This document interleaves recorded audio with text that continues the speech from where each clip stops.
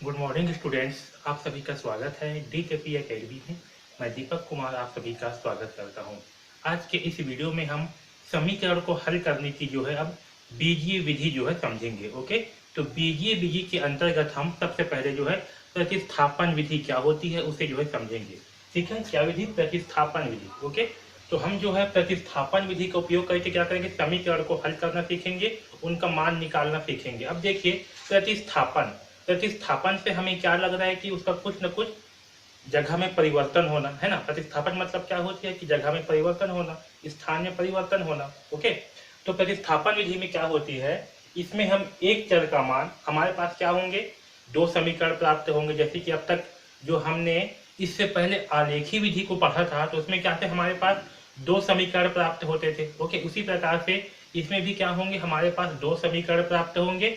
हम उन समीकरणों में से एक चर का मान दूसरे समीकरण में रखकर एक चर के रैखिक समीकरण में बदल देंगे।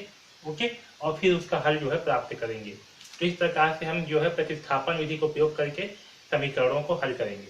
तो आगे इसे एग्जाम्पल के माध्यम से आगे समझते हैं। ओके, देखिए प्रश्न दिया हुआ है, इसे हम प्रतिस्थापन विधि से हल करेंगे। ओके, तो देखिए प्रश्न में क्या दिया है, एक छोटी गुफा में कुछ खरगोश और कुछ पक्षी हैं। क्या है, एक छोटी सी गुफा है जिसमें कि कुछ खरगोश और कुछ पक्षी हैं, जिनके कुल 35 सिर तथा 98 पैर हैं। तो इनके क्या है, कुल 35 सिर और 98 पैर है। तब पक्षियों और खरगोशों की संख्या ज्ञात कीजिए। ओके, तब हमें पक्षी और खरगोश की संख्या क्या है वो हमें ज्ञात करनी है। ओके, तो देखिए इसे हल करते हैं प्रतिस्थापन विधि से। तो हम मान करके चलते हैं। ठीक है, हम मान के चलते हैं कि खरगोश की संख्या क्या है उस गुफा में, एक से है। कितने हैं खरगोश की संख्या, एक से है। ओके, और जो पक्षियों की संख्या है उस गुफा में, उसे क्या मानते हैं, उसे हम वाई मान के चलते हैं। ओके, तो खरगोश की संख्या कितनी है, एक्स, और पक्षियों की संख्या कितनी है, वाई। ओके, अब देखिए हमें प्रश्न में क्या दिया हुआ है, हमें प्रश्न में दिया है कुछ खरगोश और कुछ पक्षी हैं जिनके कुल 35 सिर हैं। कितने सिर हैं, कुल 35, यानी कि खरगोश के सिरों की संख्या प्लस पक्षियों के सिरों की संख्या कितनी होगी, दोनों की संख्या मिला करके है 35। ओके, यहाँ तक सबको समझ में आया, अच्छे से क्लियर? तो देखिए यहाँ पास खरगोश के सिरों की संख्या, तो खरगोश के कितने सिर होते हैं, खरगोश के एक सिर होते हैं। और पक्षियों के कितने सिर होते हैं, तो पक्षियों के भी एक सिर होते हैं। ओके, खरगोश की संख्या कितनी है, एक, यानी कि जितनी खरगोश की संख्या होगी उतनी भी क्या होगी, खरगोश के सिरों की संख्या होगी। ओके, यानी कि एक से होगी। और जितने भी पक्षी होंगे उतने ही क्या होंगे, पक्षियों के सिरों की संख्या होगी, यानी कि y होगी। तो x प्लस वाई बराबर कितना हो जाएगा आपका 35। ओके, क्योंकि दोनों के सिरों की संख्या कितनी है, 35 है। इसे मानते हैं समीकरण 1। ओके, अब देखिए खरगोश की पैरों की संख्या और पक्षियों के पैरों की संख्या, दोनों के पैरों की संख्या कितनी है मिला करके, तो 35 सिर तथा 98 पैर। कुल कितने हैं, 98 क्या है, पैर है। अब देखिए खरगोश के कितने पैर होते हैं, तो खरगोश में कितने पैर होते हैं, 4 पैर होते हैं। ठीक है, खरगोश के कितने पैर होते हैं, 4, और पक्षी के कितने पैर होते हैं, 2 पैर होते हैं। तो देखिए खरगोश की संख्या क्या है, एक से है। तो जब खरगोश की संख्या एक से होगी तो उनके पैरों की संख्या क्या होगी, 4 एक से होगी। क्योंकि एक खरगोश में कितने पैर होते हैं, एक खरगोश में 4 पैर होते हैं, यानी कि जब खरगोश की संख्या क्या एक से है, उसके पैरों की संख्या क्या होगी, 4 एक से होगी। आया समझ में? तो खरगोश के पैरों की संख्या कितनी होगी, 4x, और पक्षियों के पैरों की संख्या क्या होगी, तो पक्षी में 2 पैर होते हैं और पक्षियों की संख्या क्या है, y है, उसके पैरों की संख्या क्या होगी, 2y। आया समझ में?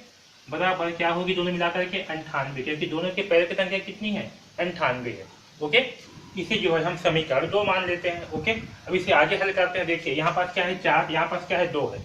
ओके, यहाँ से हम क्या कर सकते हैं, 2 को कॉमन निकाल सकते हैं, 2 को उभयनिष्ठ निकाल सकते हैं। कैसे, 4x को हम क्या लिख सकते हैं, 2 इंटू 2 इंटू एक्स, यहाँ पर 2 इंटू वाई, ऐसे इसे लिख सकते हैं, है ना।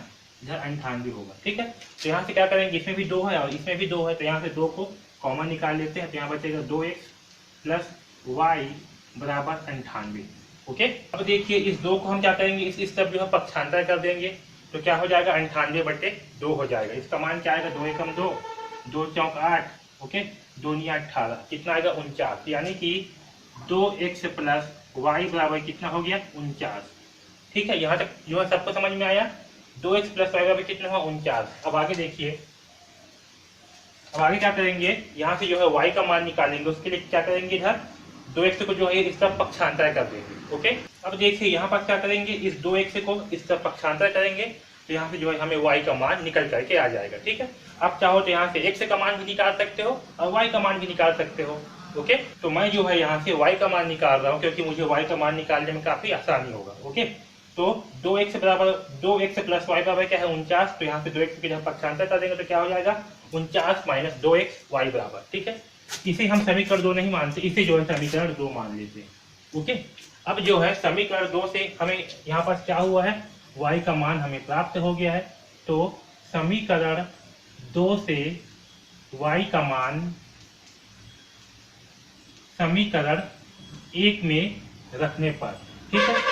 अब देखिए हम क्या करेंगे, समीकरण 2 से ये समीकरण 2, यहाँ y का मान क्या है 49 माइनस 2x, इस मान को जो है समीकरण 1 में रखेंगे। समीकरण 1 कितना है, x प्लस वाई बराबर 35, जहाँ पास y है वहां पास क्या रखेंगे 49 माइनस 2x। ओके, तो यहाँ होगा x प्लस 49 माइनस 2x बराबर 35। ठीक है, अब देखिए x क्या है माइनस 2x है यहाँ पर, तो हम क्या करते हैं x में से जब 2x से घटाएंगे, ठीक है, x से माइनस क्या है 2x, तो हमें क्या प्राप्त होगा, हमें प्राप्त होगा माइनस x। ओके, जब x में से क्या घटाएंगे 2x से घटाएंगे तो हमें क्या प्राप्त होगा माइनस x, तो यहाँ पास आएगा माइनस x और इस 49 को इस तरफ क्या करेंगे पक्षांतर कर देंगे। ओके, बराबर 35। अब देखिए 49 किसमें है, 49 के सामने क्या का चिन्ह है, धन का चिन्ह है। ओके, 49 क्या है यहाँ पास धन में है, तो पक्षांतर के बाद क्या हो जाएगा 49 जो है वो हो जाएगा माइनस में। ठीक है, यहाँ होगा 35 माइनस 49। ओके, अब देखिए यहाँ पास माइनस x से बराबर कितना आएगा, तो 35 में से जब 49 घटाएंगे तो क्या प्राप्त होगा हमें माइनस 14 प्राप्त होगा। क्या होगा माइनस 14। ओके, अब देखिए इस साइड भी क्या है माइनस है, इस साइड भी क्या है माइनस है, तो यहाँ पास जो है माइनस से माइनस को हम क्या कर सकते हैं काट सकते हैं, कैंसिल कर सकते हैं। ओके, अगर दोनों साइड आपका माइनस का चिन्ह है तो हम क्या कर सकते हैं इस साइड के चिन्ह को इस साइड के चिन्ह को काट सकते हैं। ओके, क्यों, क्योंकि यहाँ पास क्या है x के सामने कुछ नहीं है मतलब माइनस 1 है, और अगर माइनस 1 पे जब पक्षांतर करेंगे तो क्या होगा माइनस 14 बटे माइनस 1 होगा, तो 1 से 1 क्या हो जाता है कैंसिल, इसलिए हम इसे डायरेक्ट यहाँ पास भी काट सकते हैं। आया समझ में, तो x से का मान हमें क्या प्राप्त होगा, x से का मान प्राप्त हुआ हमें 14। ठीक है, x से का मान कितना आया 14। ठीक, आया समझ में इतना।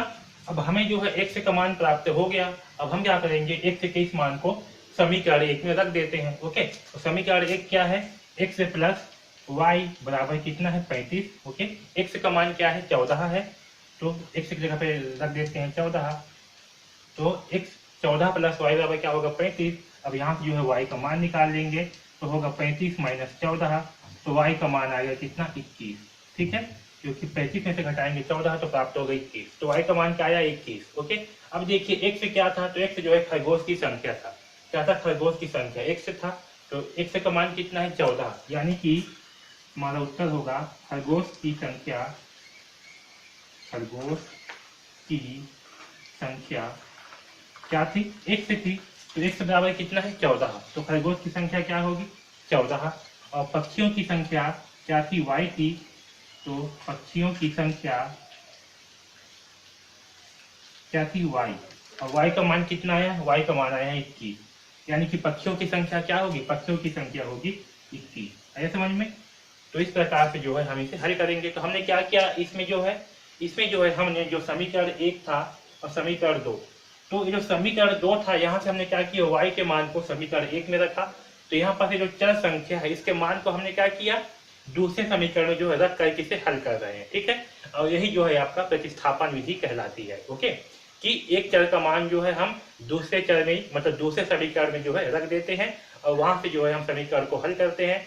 तो इस प्रकार से जब समीकरण को हल किया जाता है तो इसे जो है प्रतिस्थापन विधि कहते हैं। आया समझ में, तो इस प्रकार से जो है हम प्रतिस्थापन विधि का उपयोग करके हम समीकरण को हल करेंगे। ओके, आया समझ में सबको।